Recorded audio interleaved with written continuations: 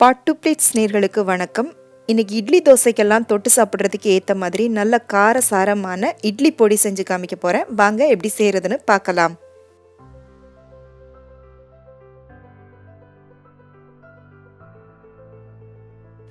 இட்லி பொடி செய்ய தேவையான உளுந்து, கடலைப்பருப்பு, காய்ந்த மிளகாய், எள் இது எல்லாத்தையுமே நம்ம தனித்தனியாக தான் வறுத்து எடுத்துக்கணும். முதல்ல 1 கப் உளுந்து எடுத்திருக்கேன். இதை வெறும் கடாயில் போட்டு நல்லா அது செவந்து வர்ற அளவுக்கு வறுத்து எடுத்துக்கோங்க.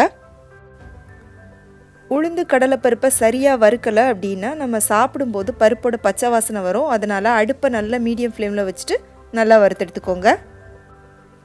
நல்லா வறுப்பட்டதும் வேறு ஒரு தட்டில் கொட்டி அதை ஆற விட்டுக்கோங்க. அடுத்ததாக 1/2 கப் கடலைப்பருப்பு எடுத்திருக்கேன். இதையும் வெறும் கடாயில் போட்டு நல்லா வறுத்து எடுத்துக்கலாம்.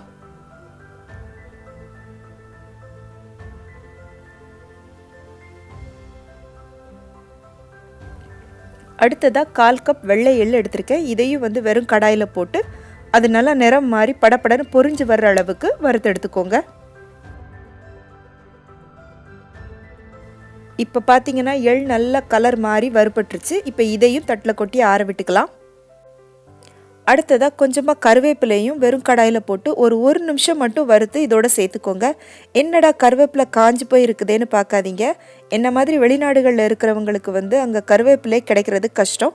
அப்படியே கிடைச்சாலும் அது நம்ம அதிகமான விலை கொடுத்து தான் வாங்கணும். அதனால் இந்தியாவிலேருந்து வரும் பொழுதே அங்கே கருவேப்பிலை வாங்கி அதை நிழலில் காய வச்சு எடுத்துகிட்டு வந்தது தான் இது.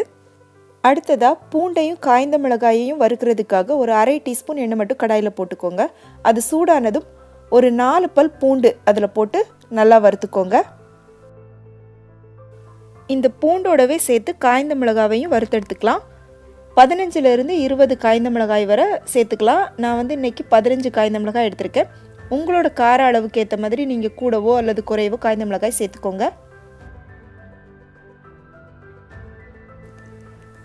அடுத்ததாக 1/4 கப் பொட்டுக்கடலை சேர்த்துக்கலாம். பொட்டுக்கடலையை வறுக்க தேவையில்லை, அப்படியே சேர்த்துக்கலாம்.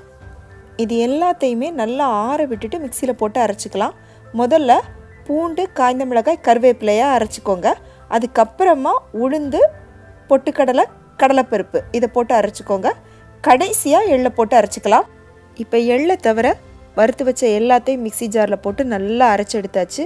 நான் எள்ளை எதனால் கடைசி சேர்க்கணும் அப்படின்னு சொன்னேன்னா, எள்ளை நீங்கள் ரொம்ப நேரம் அரைக்க அதிலேருந்து எண்ணெய் தனியாக பிரிஞ்சு வரும்.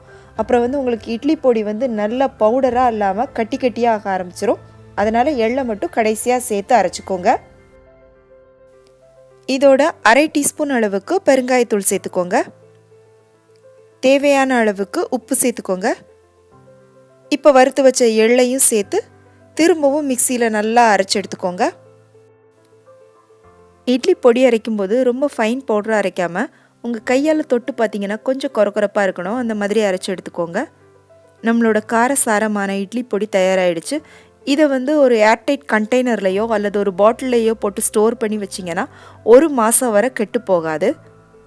இந்த ரெசிபி உங்கள் எல்லாருக்கும் பிடிச்சிருக்குன்னு நம்புகிறேன். கண்டிப்பாக உங்கள் ஃப்ரெண்ட்ஸுக்கும் ஷேர் பண்ணுங்கள், லைக் பண்ணுங்கள், சேனலுக்கு சப்ஸ்கிரைப் பண்ணுங்கள், கமெண்ட் பண்ண மறக்காதீங்க. மீண்டும் வேறு ஒரு வீடியோவில் சந்திக்கிறேன். நன்றி, வணக்கம்.